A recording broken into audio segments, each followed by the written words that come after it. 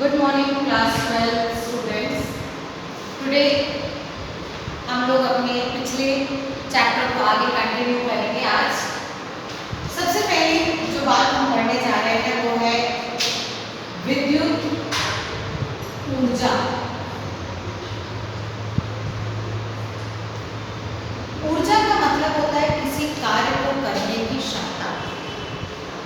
सामान्य भाषा में हमने ऊर्जा को उसी रूप में पढ़ा, किसी भी कार्य को करने की क्षमता को हम ऊर्जा कहते हैं। इसे यदि हम विद्युत की भाषा में, इलेक्ट्रिकल भाषा में पढ़ें तो हम ये कहते हैं कि किसी भी कार्य को करने के लिए जितनी भी विद्युत कार्य को करने के लिए हमें मान मिलता है उसको हम विद्युत ऊर्जा कहते हैं। इस स्थान पर यदि हम ऊर्जा की बात करें तो ऊर्जा और कार्य दोनों को हम एक ही मानते हैं। उसका रीजन ये है कि दोनों को हम एक ही मात्रक मतलब जूल में निकालते हैं। क्योंकि दोनों का मात्रक एक है तो हम इसे विद्युत कार्य भी कह सकते हैं और विद्युत ऊर्जा भी कह सकते हैं। तो इस कार्य को पहले ज्ञात करने के लिए हम विभव का मान लेते हैं। विद्युत विभव बराबर होता है कार्य बटे आवेश। ये हमने अपने सेकेंड चैप्टर में पढ़ा था जब हमने विद्युत विभव की परिभाषा और उसका सूत्र ज्ञात किया था। तो उस आधार पर यदि हम चलें तो विद्युत विभव बराबर होता है विद्युत कार्य बटे विद्युत आवेश। ऐसे संबंध में यदि हम इसे क्रॉस मल्टीप्लाई करें तो विद्युत विभव गुणित आवेश बन जाता है कार्य। जैसा कि हमने बात करी कि कार्य और ऊर्जा दोनों का मतलब एक होता है, तो इसका मतलब चाहे हम इसे W मतलब कार्य लिखें या हम इसे E मतलब ऊर्जा लिखें तो दोनों का मतलब एक। पुनः हम संबंध रखते हैं धारा का। विद्युत धारा बराबर होता है विद्युत आवेश बटे समय, मतलब I बराबर हो जाता है Q बटे T। इस आधार पर जब हम क्रॉस मल्टीप्लाई फिर से करें तो I इंटू T बराबर हो जाएगा Q मतलब आवेश। इस Q का मान हम अपने कार्य के सूत्र में रखते हैं, मतलब V इंटू Q बराबर W या E जो हमने रखा है वहां पर यदि हम Q का मान I इंटू T रखते हैं तो हमारे लिए कुल ऊर्जा बन जाएगी V into I into T। विभव गुणित धारा गुणित समय बराबर क्या हो जाएगा ऊर्जा। यदि हम ओम के नियम को इस जगह पर स्थापित करते हैं तो V बराबर IR होता है। यदि हम इस V की जगह IR का मान रखें तो IR गुणित I इंटू T बराबर हो जाएगा V। गुणा करें तो I स्क्वायर RT बराबर हो जाएगा E। इसको हम लोग जूल ऊष्मीय ऊर्जा कहते हैं। जूल की ऊष्मीय नियम ये एक ऐसा नियम है जो हमने 10वीं में भी पढ़ा है, जिसका संबंध ये बताता है कि यदि हम किसी भी चालक को कोई ऊर्जा ज्ञात करना चाहते हैं तो उसके लिए हमें उसकी धारा को प्रतिरोध और समय के साथ गुणा करना है। यदि इन तीनों मानों को हम गुणा करते हैं तो इस आधार पर हमारे पास I स्क्वायर RT का मान बनता है। ये कहलाया जाता है जूल्स लॉ ऑफ हीटिंग। ये एक तरह का सूत्र है जो बेसिकली हमें ये बताता है कि किस तरह से ऊर्जा व्याप्त होती है। E का संबंध I के साथ समानुपाती है, मतलब आप जितनी धारा दोगे उतना ज्यादा आपको विद्युत ऊर्जा मिलेगी। E का संबंध समानुपाती R से भी है, मतलब जितना ज्यादा प्रतिरोध होगा उतनी ज्यादा ऊर्जा लगेगी। E का संबंध T से भी है, मतलब समय के साथ।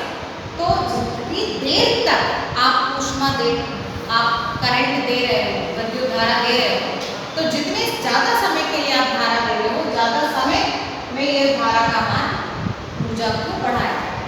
जैसा कि हम जानते हैं कि यदि हम एक विद्युत प्रेस की बात की जाए तो विद्युत प्रेस को हम एक को 5 सेकंड चलाएं और एक को 15 सेकंड के लिए जलाएं, तो जिसको हम कम समय के लिए जला रहे हैं उसमें ऊर्जा भी कम होगी और वो ज़्यादा ठंडा होगा, मतलब ज़्यादा गर्म ना होगा।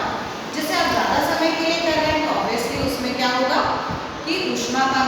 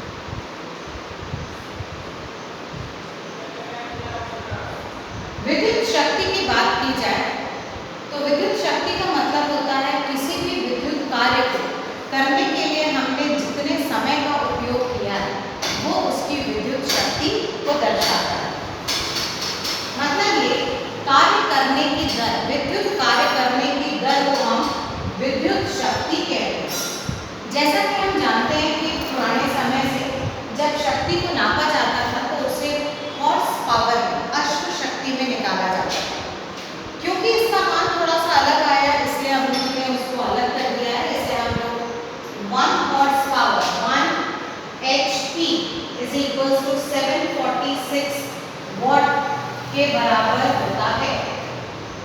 एक्चुअली में ये रिलेशन है क्या?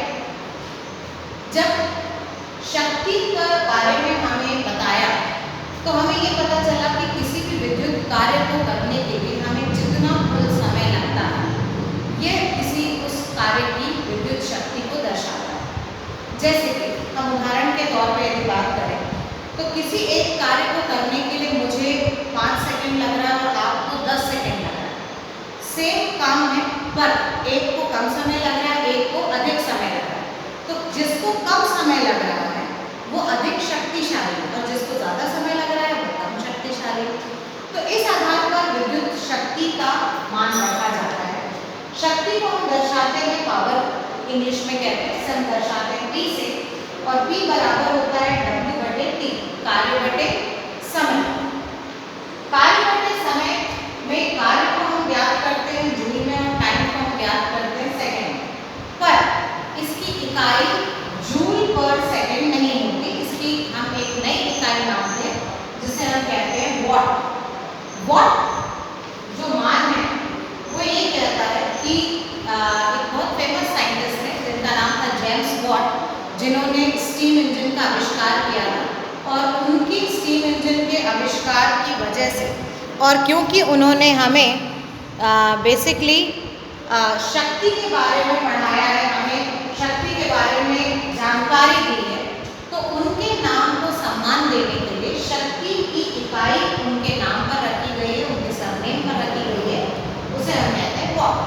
यदि हम एक वॉट को परिभाषित करते हैं तो एक वॉट बराबर होता है, जब एक जूल का कार्य 1 सेकंड में किया जाए तो उसे हम कहते हैं 1 वॉट, 1 वॉट। वॉट का मान हमारे लिए शक्ति बताता है, पर यदि हमें इससे बड़ी यूनिट को निकालना है और ज़्यादा समय के लिए निकालना है तो हम उसे किलो वॉट में भी निकालते हैं, जिसके लिए एक कमर्शियल यूनिट का इस्तेमाल किया जाता है जिसे हम कहते हैं kilowatt hour. Kilowatt hour का मतलब होता है 1 यूनिट। जैसे हम अपने घरों में ये जानकारी लेना चाहते हैं कि इस महीने हमने कितनी यूनिट जलाई, जिसकी वजह से हमारी कितनी खपत हमने करी है और उसकी वजह से हमारा बिल कितना आएगा, तो उस आधार पर हम बात करते हैं kilowatt hour. 1 kilowatt hour is equals to, kilo का मतलब होता है 1000 और आवर का मतलब होता है 60 मिनट इंटू 60 सेकेंड। गुणा करेंगे तो ये मान आता है 3.6 इंटू 10⁶ जूल के बराबर। दैट इज एक यूनिट में कितने जूल, 3.6 इंटू 10⁶ जूल पाया जाता है। इस आधार पर हम कमर्शियल यूनिट का मान निकालते हैं।